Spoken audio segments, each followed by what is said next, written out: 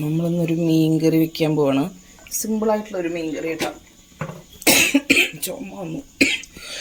നമ്മൾ കറി വെക്കാൻ പോണ മീൻ ഇതാണ്. ശീലാവ് ആണിക്കൂല് എന്നൊക്കെ പറയും. ചെറിയ അധികം വലിപ്പമില്ലാത്തതായിരുന്നു. അപ്പോൾ അത് ക്ലീൻ ചെയ്ത് വെച്ചിട്ടുണ്ട്. ഇനി നമ്മൾ ഉലുവിട്ട് കൊടുത്തിട്ടുണ്ട്. അതൊന്ന് പൊട്ടി വന്നിട്ടുണ്ട്.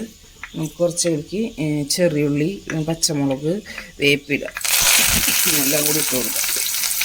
ചുമ വരുന്നതിലിടയ്ക്ക്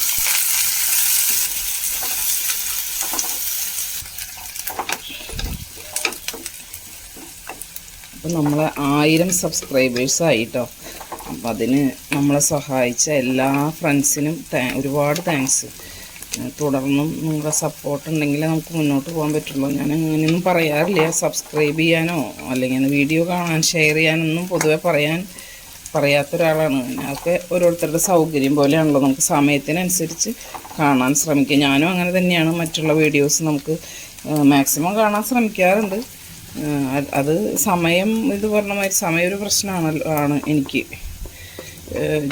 ചെറിയൊരു ജോലിയുണ്ട്. അപ്പോൾ അതിൻ്റെ ഇടയിൽ മിക്കവാറും ഞാൻ ഓഫീസിൽ വർക്കിൻ്റെ ഇടയിൽ വീഡിയോ മ്യൂട്ട് ചെയ്ത് വെച്ചിട്ടൊക്കെയാണ് പല വീഡിയോസും കാണാറ്.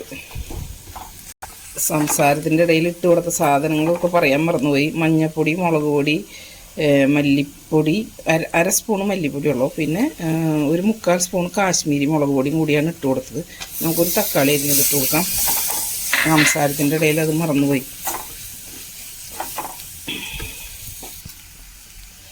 ഓഫീസിലെ വർക്കിൻ്റെ ഇടയിൽ മ്യൂട്ട് ചെയ്ത് വെച്ചിട്ട് വീഡിയോ കാണാറുണ്ട് മെയിനായിട്ടെന്നുള്ളത്. എൻ്റെ സാറ് കേൾക്കണ്ട, പ്രശ്നം ഉണ്ടാക്കുക അറിയില്ല. ഞാനിങ്ങനെ അങ്ങനെ കുഴപ്പമൊന്നുമില്ല. നമ്മളെ ഡ്യൂട്ടി നമ്മൾ ചെയ്യണ്ടല്ലോ. അതിൻ്റെ ഇടയിൽ നമ്മൾ വീഡിയോ ജസ്റ്റ് പ്ലേ ചെയ്ത് വെക്കണം. അപ്പോൾ നമുക്ക് കാണും ചെയ്യാം. അപ്പോൾ അതുകൊണ്ട് ചിലപ്പോഴൊക്കെ സംഭാഷണങ്ങൾ എനിക്ക് കേൾക്കാൻ പറ്റാണ്ടിരിക്കാറുണ്ട്. പക്ഷേ വീഡിയോ ഞാൻ ഓപ്പൺ ചെയ്ത് വയ്ക്കുമ്പോൾ മുഴുവൻ കാണാറുണ്ട്. അപ്പോൾ അത് ഒന്ന് മനസ്സിലാക്കണം എല്ലാവരും. അപ്പോൾ എൻ്റെ നിങ്ങളുടെ വീഡിയോസ് ഞാൻ മാക്സിമം എല്ലാവരുടെയും കാണാൻ ശ്രമിക്കുക. എൻ്റെ വീഡിയോ കാണുന്ന യൂട്യൂബ് സുഹൃത്തുക്കളോടാണ് ഇപ്പോൾ ഈ പറയണത് കേട്ടോ.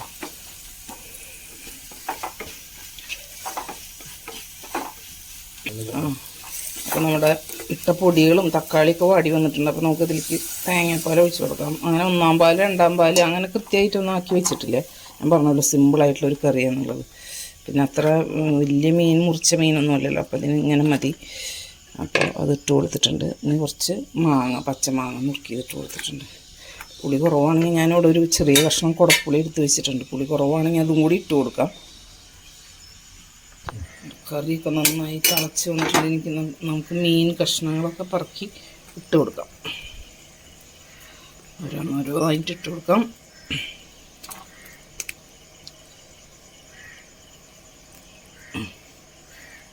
എല്ലാം ഇട്ട് കൊടുത്തിട്ടുണ്ട്. ഇത് ഇളക്കണ്ട, തിളച്ച് വരട്ടെ, നന്നായി തിളച്ച് വരട്ടെ. നമ്മുടെ മീൻ കറി ഇവിടെ റെഡി ആയിട്ടുണ്ട്. ഇനി പണികളൊന്നുമില്ല. 2 വേപ്പില വേണമെങ്കിൽ ഇട്ട് കൊടുക്കാം. പച്ച വെളിച്ചെണ്ണ ഒഴിക്കാൻ ഇഷ്ടമുള്ള ആൾക്കാർക്ക് വേണമെങ്കിൽ ഒഴിക്കാമെന്ന് മാത്രം. നമ്മൾ ആദ്യം എല്ലാം മൂപ്പിച്ചതുകൊണ്ട് ഇനി ഉള്ളി താളിക്കണമൊന്നുമില്ല. കറി നല്ല ടേസ്റ്റ് ഉണ്ട്. നന്നായിട്ട് ഉപ്പും പുളിയൊക്കെ പിടിച്ചിട്ടുണ്ട്. അപ്പോൾ ഇനി അതവിടെ ഇരിക്കട്ടെ, മൂടി വയ്ക്കാം. ഇനി നമ്മളൊരു ചക്കരിശ്ശേരി, ചക്കരിശ്ശേരി വയ്ക്കാൻ പോകണം. അപ്പോൾ അതിലേക്ക് കുറച്ച് ചക്ക നന്നാക്കിയതും നല്ല വൈകിട്ട് നന്നാക്കി ഫ്രിഡ്ജിൽ വെച്ചിട്ടുണ്ടായിരുന്നു. കുറച്ച് മഞ്ഞൾപ്പൊടി, മുളക് പൊടി, ഉപ്പ് ഇട്ടിട്ടുണ്ട്. കുറച്ച് വെള്ളം ഒഴിച്ച് കൊടുക്കാം.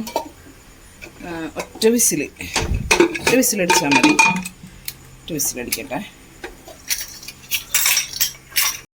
നമ്മൾ കുറച്ച് ചക്കക്കുരു കുറച്ച് നേരം ഒന്ന് ബോയിൽ ചെയ്തിട്ട് വെള്ളം വാറ്റി ഒരു തുണിയിൽ വിരിച്ചിട്ടിരിക്കുക കേട്ടോ. നമുക്ക് എടുത്തു വയ്ക്കാനാണ്. നമുക്കിനി ചക്കയൊക്കെ ഇല്ലാത്ത സമയത്ത് മഴക്കാലമൊക്കെ ആകുമ്പോൾ, കർക്കിടക മാസമൊക്കെ ആകുമ്പോൾ നമുക്ക് കറി വയ്ക്കാമല്ലോ. മാങ്ങ ഇതുപോലെ ഞാൻ കുറച്ച് എടുത്ത് വെച്ചിട്ടുണ്ട്. മാങ്ങ മുറിച്ച് കവറുകളിലാക്കി വേറെ കവറുകളിലാക്കിയിട്ട് പച്ചമാങ്ങ മുറിച്ചിട്ട് എടുത്ത് വെച്ചിട്ടുണ്ട്. ഇത് നമ്മുടെ പൊടിക്കൈകൾ എന്ന് പറഞ്ഞിട്ടുള്ള ചാനലിൽ അവരുടെ ഒരു ടിപ്പാണ് കേട്ടോ. അതെനിക്ക് നന്നായിട്ട് തോന്നി. ഞാൻ കുറച്ച് വേറെ എടുത്ത് വെച്ചിട്ടുണ്ട്. ഇതിപ്പോൾ ജസ്റ്റ് ഒന്ന് കാണിക്കാം. ചക്കക്കുരു അധികമുള്ള ആൾക്കാർ ഇത് ജസ്റ്റ് ഒന്ന് ബോയിൽ ചെയ്തിട്ട് 2-3 മിനിറ്റ് ബോയിൽ ചെയ്തിട്ട് ഇതിങ്ങനെ തുണിയിൽ വിരിച്ചിട്ട് വെള്ളം നനവൊക്കെ മാറിയതിന് ശേഷം നല്ല എയർ ടൈറ്റ് ആയിട്ടുള്ളൊരു കവറിൽ എയറൊക്കെ കളഞ്ഞതിന് ശേഷം കവറിലിട്ടിട്ട് നന്നായി ടൈറ്റാക്കിയിട്ട് ഒട്ടിച്ചിട്ടോ അങ്ങനെയാണെന്ന് വെച്ചാൽ എടുത്ത് വയ്ക്കുക. ഫ്രീസറിൽ സൂക്ഷിക്കുക. അപ്പോൾ നമുക്ക് എത്ര നാൾ വേണമെങ്കിലും ഇത് കേടുവരാതെ ഇരിക്കും എന്നാണ് പറയുന്നത്. നോക്കി നോക്കാമല്ലോ നമുക്ക്. നമ്മുടെ എരിശ്ശേരിയിലേക്കുള്ള അരപ്പ് തയ്യാറാക്കാം. അപ്പോൾ കുറച്ച് നാളികേരം, വെളുത്തുള്ളി ഇടാറില്ല കേട്ടോ നമ്മൾ, പിന്നെ പച്ചമുളക്, ചെറിയുള്ളി, കുറച്ച് ജീരകം. വെളുത്തുള്ളി നമ്മൾ ചേർക്കാറില്ല എരിശ്ശേരിയിലേക്കൊന്നും. അതൊന്ന് അരച്ചെടുക്കാം, അല്ലാതെ അരഞ്ഞു പോവാതെ ഒന്ന് അരച്ചെടുക്കാം. നമ്മുടെ ചക്കയൊക്കെ വെന്ത് കാണണം, നോക്കാം. സൂപ്പറായി വെന്തിട്ടുണ്ട്. നമുക്കിതിലേക്ക് അരപ്പ് ചേർക്കാം.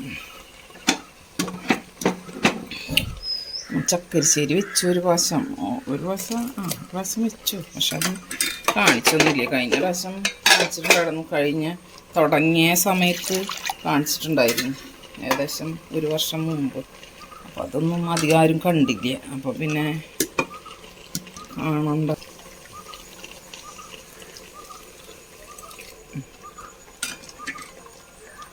നന്നായി ഇളക്കി മിക്സ് ചെയ്യാം.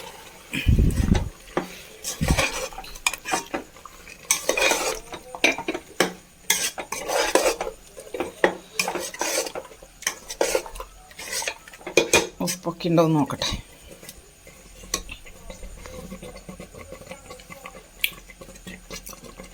ഉപ്പ് കുറവാ. നമ്മുടെ ചക്കരിശ്ശേരിയൊക്കെ നന്നായി തിളച്ച് വന്നിട്ടുണ്ട്. നമുക്ക് ഇറക്കി വയ്ക്കാം. ഇനി ഇതൊന്ന് വറവിടാം. വറവിടുന്നതിലാണല്ലോ അതിൻ്റെ ടേസ്റ്റ് ഇരിക്കണത്.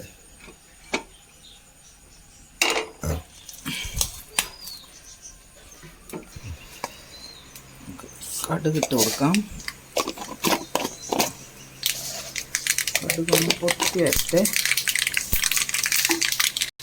ഉണക്കമുളക്, കറിവേപ്പില,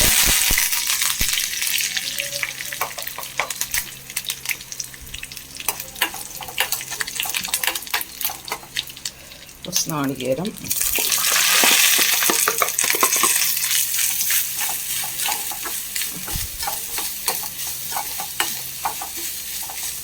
നന്നായി ബ്രൗൺ കളറാവണം വരെ ഒന്ന് വറുത്തെടുക്കാം. നമ്മുടെ ബ്രേക്ക്ഫാസ്റ്റ് സിമ്പിളായിട്ടുള്ളൊരു ബ്രേക്ക്ഫാസ്റ്റ് ആട്ടോ. എനിക്ക് കുറച്ച് കടുക് ഇട്ട് കൊടുത്തു. നമ്മൾ സിമ്പിൾ എന്ന് പറയുമ്പോൾ എല്ലാവരും ഉപ്പുമാവാണല്ലോ ആലോചിക്കുക. ഏറ്റവും സിമ്പിളായിട്ട് ഉണ്ടാക്കാൻ പറ്റിയ സാധനം ഉപ്പുമാവാണല്ലോ. 1 സ്പൂണ് വെളിച്ചെണ്ണയും 1 സ്പൂണ് നെയ്യും കൂടി ഒഴിച്ചിട്ടുണ്ട്. അതിലേക്ക് കടുക് ഇട്ട് കൊടുത്ത് അതൊന്ന് പൊട്ടി വന്നു കഴിഞ്ഞാൽ നമുക്ക് കുറച്ച് ഉഴുന്നിട്ട് കൊടുക്കാം. ഉഴുന്നിട്ട് കൊടുക്കാം. ഒരു ഉണക്കമുളക് ഇട്ട് കൊടുക്കാം. അതും കൂടി ഒന്ന് ഇളകി വരട്ടെ, പൊട്ടി വരട്ടെ. ഒരു പകുതി സബോളയും ചെറിയ കഷ്ണം ഇഞ്ചിയും പച്ചമുളക് അരിഞ്ഞത് ഇട്ട് കൊടുത്തിട്ടുണ്ട്.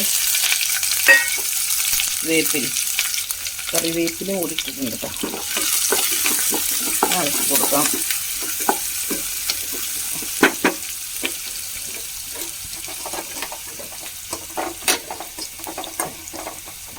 നമ്മുടെ എരിശ്ശേരിക്കുള്ള നാളികേരം ഇവിടെ വറവായിക്കൊണ്ടിരിക്കണം. ഒന്നുകൂടി ആവണം. നല്ല ഒരു പുളിയുറുമ്പിൻ്റെ കളർ എന്നൊക്കെ പറയില്ല, അതുപോലത്തെ ഒരു കളർ വരണം. നമുക്ക് മുരിഞ്ഞ് കഴിഞ്ഞാൽ നമുക്ക് കറിയിലേക്ക് ചേർക്കാം.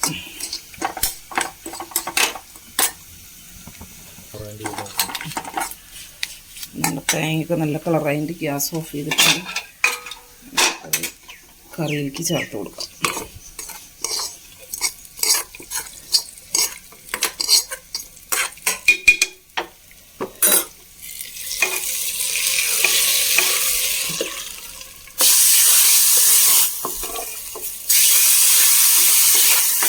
അങ്ങനെ നമ്മുടെ ചക്ക എരിശ്ശേരി റെഡി ആയിട്ടുണ്ട്. തേങ്ങയും കൂടി വറുത്ത് ചേർക്കുമ്പോൾ നല്ല ടേസ്റ്റാണ് കേട്ടോ ചക്കരിശ്ശേരി. അങ്ങനെ ചെയ്യാറ്.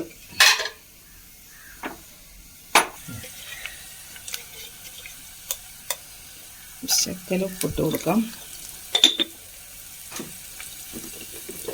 വളരെ കുറച്ച് ഉപ്പ് മതി കേട്ടോ അതിലേക്ക്. ഇച്ചിരി കായത്തിൻ്റെ പൊടിയും കൂടി ഇട്ട് കൊടുക്കാം. അപ്പോൾ നമ്മൾ ഉണ്ടാക്കാൻ പോകുന്ന സംഭവം എന്താണെന്ന് ഇതുവരെ പറഞ്ഞില്ല. ഇഡ്ഡലി ഉപ്പുമാവാണ്. ഇന്നലത്തെ കഴിഞ്ഞ ദിവസം ഇഡ്ഡലി ബാക്കിയായിട്ടേ ഒരു 3-4 എണ്ണം ഫ്രിഡ്ജിൽ എടുത്ത് വെച്ചിട്ടുണ്ടായിരുന്നു. അപ്പോൾ നമ്മളതുകൊണ്ട് ഉപ്പുമാവാക്കുകയാണ്. അപ്പോൾ ഇത്തിരി കായപ്പൊടി നല്ലതാണ് ഇഡ്ഡലി ഉപ്പുമാവ് ഉണ്ടാക്കുമ്പോൾ. നമ്മൾ ഇഡ്ഡലീനെ നന്നായിട്ട് ഇങ്ങനെ കൈ കൊണ്ട് ഇങ്ങനെ തിരുമ്പി പൊടിച്ചതാട്ടോ. അത് നമുക്ക് ഇതിലേക്ക് ഇട്ട് കൊടുക്കാം. നമ്മൾ സാധാരണ ഉപ്പുമാവ് ഉണ്ടാക്കുന്ന പോലെ തന്നെ എല്ലാവരും കുറേ ആൾക്കാരൊക്കെ ഉണ്ടാക്കുന്നത് തന്നെയാണ്.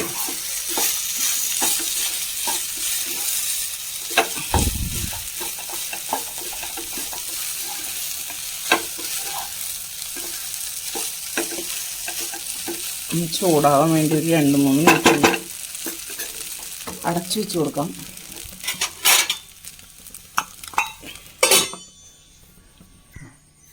അങ്ങനെ നമ്മുടെ ഇഡ്ഡലി ഉപ്പുമാവ് റെഡി ആയിട്ടുണ്ട്. നല്ല ടേസ്റ്റ് ആയിട്ടുള്ള ഒരു ഉപ്പുമാവ് തന്നെയാണ് കേട്ടോ. അത് നമ്മളെപ്പോഴും റവ ഉപ്പുമാവൊക്കെ കഴിക്കണ പോലത്തെ ഒരു ടേസ്റ്റ് അല്ല, ചെറിയൊരു വ്യത്യാസമുള്ള ഇത്തിരി ഉഴുന്നൊക്കെ ചേർന്നിട്ടുള്ളതാണല്ലോ ഇഡ്ഡലി. അപ്പോൾ അതുകൊണ്ട് തന്നെ ചെറിയൊരു പുളിപ്പ് രസവും ഈ കായത്തിൻ്റെ ടേസ്റ്റൊക്കെ കൂടുമ്പോൾ കുഴപ്പമൊന്നുമില്ല, നല്ല ടേസ്റ്റ് തന്നെയാണ്. അടിപൊളിയായിട്ട് ഇഡ്ഡലി ഉപ്പുമാവ് റെഡി.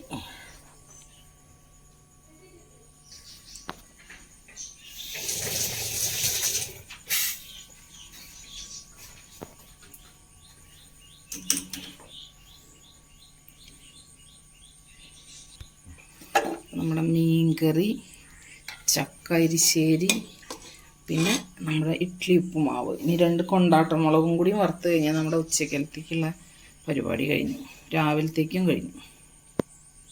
സിമ്പിളായിട്ടുള്ളൊരു ലഞ്ച്.